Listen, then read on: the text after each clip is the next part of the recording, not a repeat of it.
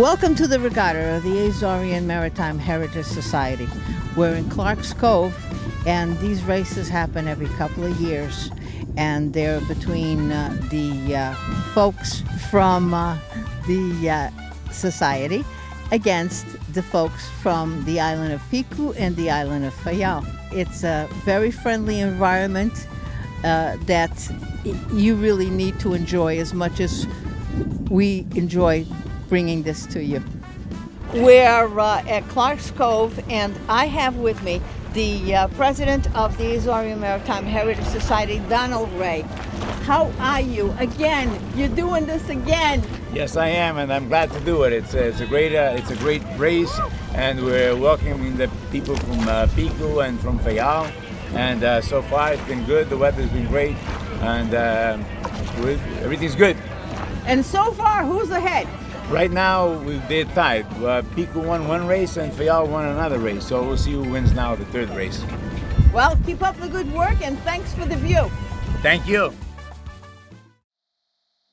In the mid-90s, Dr. Mary T. Vermette, proud of her Azorean heritage, decided to honor her culture.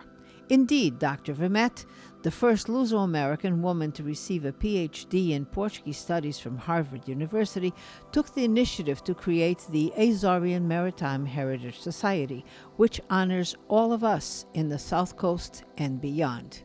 The Azorean Maritime Heritage Society is a 501c3 nonprofit organization dedicated to promoting Portuguese culture, shared maritime history, and unique boating opportunities for all ages. Our all-volunteer organization participates in many local events, teaches rowing, sailing, and maintenance of wooden Azorean whaleboats, hosts popular events, and provides scholarships for college-bound youth. The Society co-hosts the only international Azorean whaleboat regatta held every 2 years, alternating between the Azores and New Bedford. The Society maintains 3 authentic Azorean whaleboats, Piku, Fayal, and Bella Vista, which were built right here in New Bedford by an Azorean craftsman who spent months in the whaling city dedicating to traditional techniques. The whaleboats are used for cultural, historical, and recreational events. Currently, there are only less than 70 Azorean whaleboats in the world, and these are the only 3 in the United States. When you join the Society, you can have the unique opportunity to sail and row these beautiful whaleboats with others in New Bedford during our regular summer boating schedule. For those looking to experience to row and sail one of these our authentic Azorean whaleboats for the first time, you can do so free of charge. In 2024, the Society issued 8 scholarships, one of which is the Dr. Mary T. Vermette Memorial Scholarship, which honors our founders and her dedication to keep our shared maritime heritage alive. We are proud of the outstanding community service our founder left as her legacy for posterity. The Azorean Maritime Heritage Society is grateful to the community partners that share Dr. Vermette's vision for the Lusophone community in the United States of America and beyond. Sarah, it is so wonderful to have you here to enlighten us about the beginnings of the Society. I am a fan, you know that. And so it started, by my understanding, with Mary Vermette's idea, correct? Why? Did it ever come out why she wanted to start this society? Yes, she was a longtime lover of Portuguese culture. She herself obviously was Portuguese American. She was a teacher, professor, and the first woman to graduate in Portuguese studies from Harvard University. Wow. She was also a very large force to be reckoned with. She was very passionate about making sure that people understood how important the Portuguese immigrants were to this area and the connection between New Bedford and the Azores. And she taught that through her teachings, and she taught that through her everyday life. And she had this enigmatic way of getting others to rally around that idea of the significance and the importance of that. So what year was it officially started? In 1997, November 1997. And the idea really stemmed from a trip that she took with the New Bedford Whaling Museum. It was a members trip earlier that year in which they went to Fayal and they saw an Azorean whaleboat being built. It was the first whaleboat to be built in more than 50 years.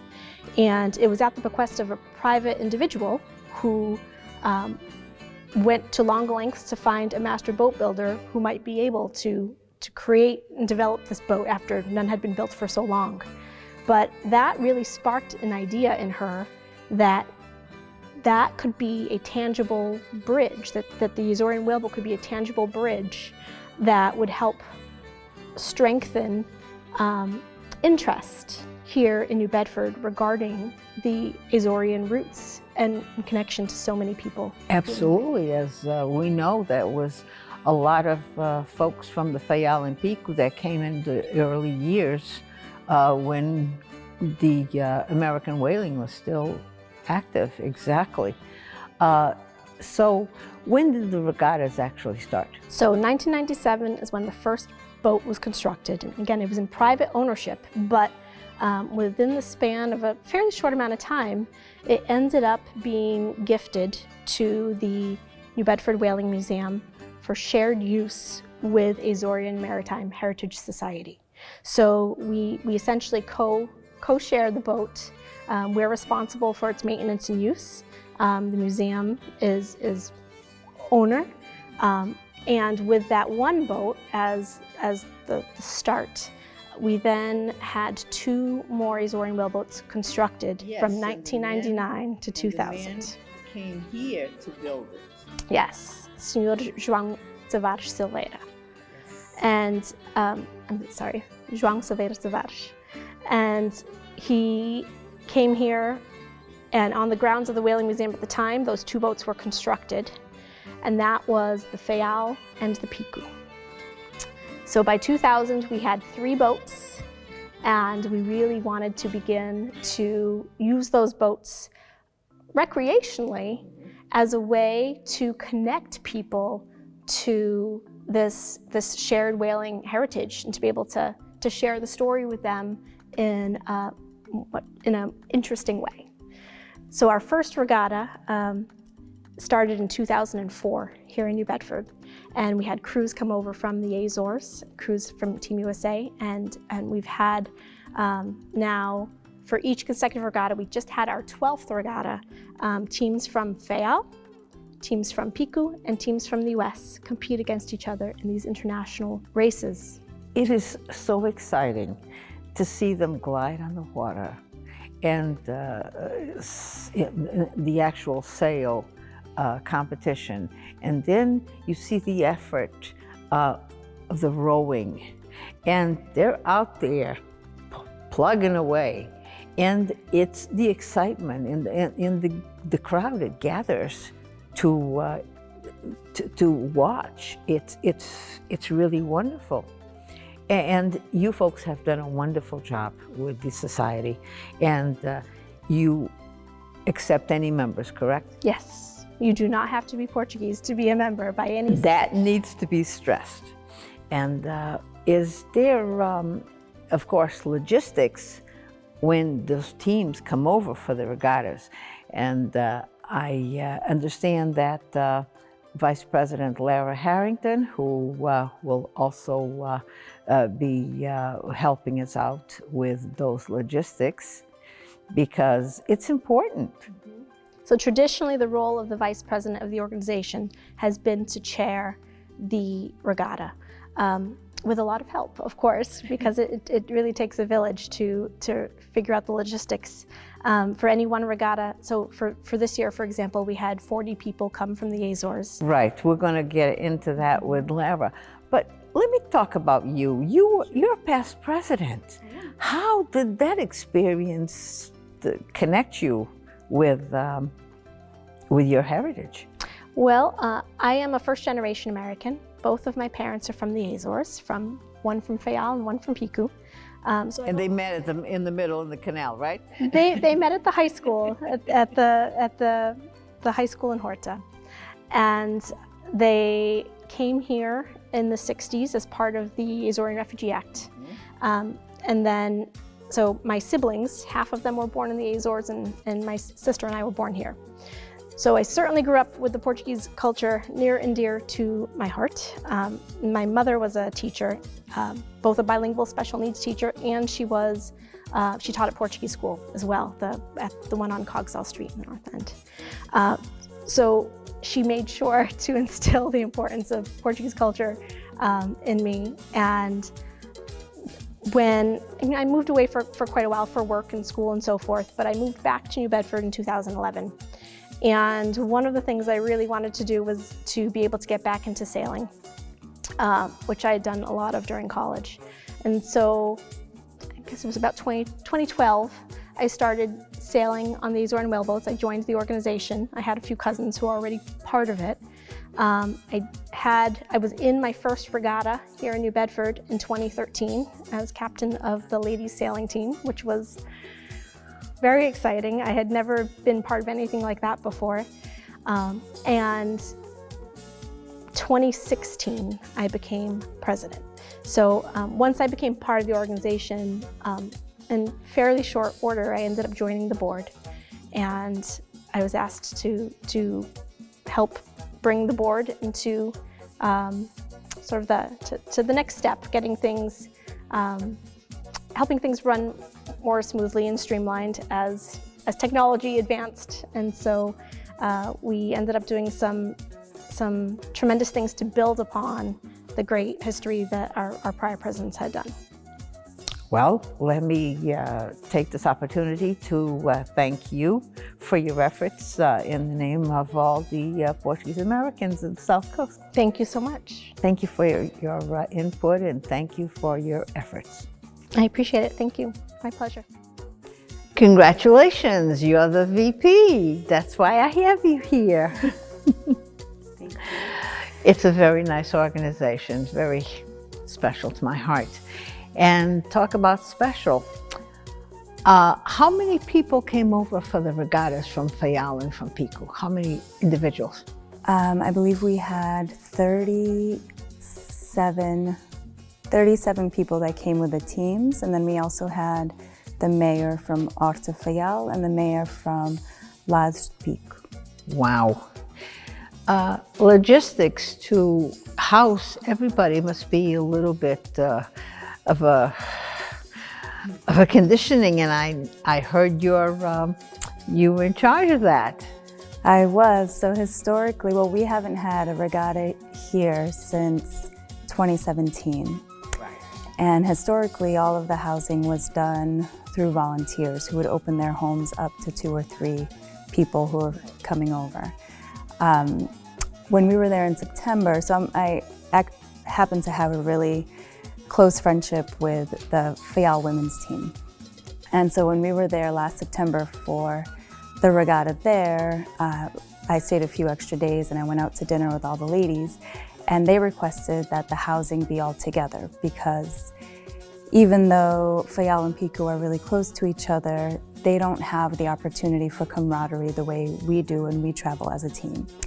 So they expressed interest in being all together and all mixed.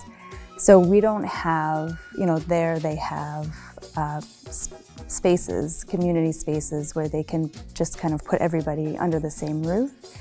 Unfortunately, we don't have those same resources, especially because it was in September, so any dormitory that may have been available was not. So we did a little bit of searching, and I reached out to a friend of mine, Laura Parrish, who owns the Whale House in New Bedford, a Herman Melville historic home, and just kind of threw it out there to see what the options would be, because she could sleep 10 people in that house.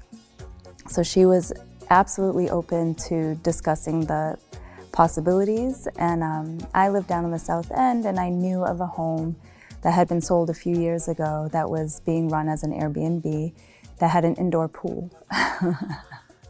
So I didn't have the contacts for the homeowner, but I went on Airbnb and sent a message through Airbnb to see what the opportunities would be there. And his name is Alex Brito, and he's Cape Verdean. So he emailed me right back, and we started talking about the possibilities. He was really excited to get involved. He's up in the Boston area, but he wants to get more involved in the Portuguese and Cape Verdean communities down here. So he donated the house for the entire week. And then I have an aunt and uncle, two aunts and uncles in the South End who happened to be in Portugal during that same time. So they donated their home. So we had... Kudos to you, girl. And then we had Chuck Smiler, who owns the Octagon House in downtown, was also super gracious and opened up his home. So wonderful, because the camaraderie when you're away from home is so important. You don't feel like left field, you know? Yes. Yeah. That is so important. Oh, congrats, you did it.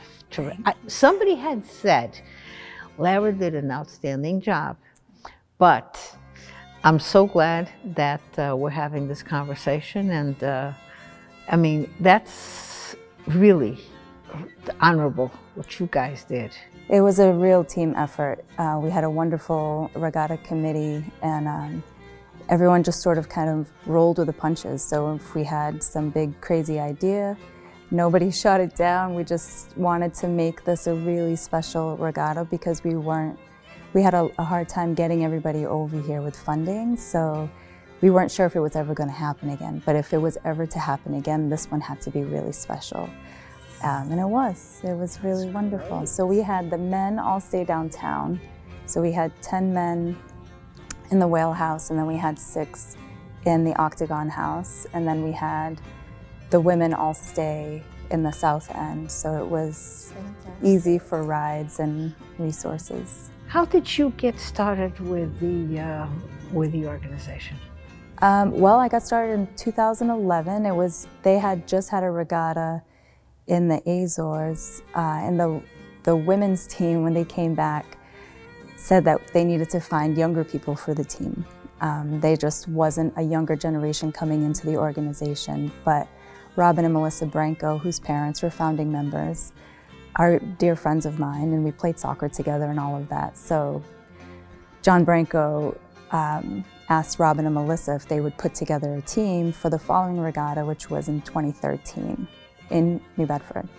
So Robin asked me, I live in the South End, I see the boats all the time, I didn't know how to get involved. So when she asked me to get on this rowing team, I jumped at the opportunity, and then I never left. So we've had a lot of help from the community, and the next regatta will be 2025 in the Azores, probably just in Pico. We're trying to figure that one out, but it'll be another great event. Fantastic. Anything else you want to add? Would you like to put out an invitation? Sure. We have our website, AzoreanMaritime.org, and we open up our boats for open rows and open sails, so you can learn how to row and sail our boats. We have a schedule up through our website. Everyone is welcome. We are really truly a cultural exchange, so it's not just Portuguese people in the organization. We welcome the community to come and get involved. That's wonderful, and thank you so much for your time. Thank you, MJ. Thank you for what you do. Thank you.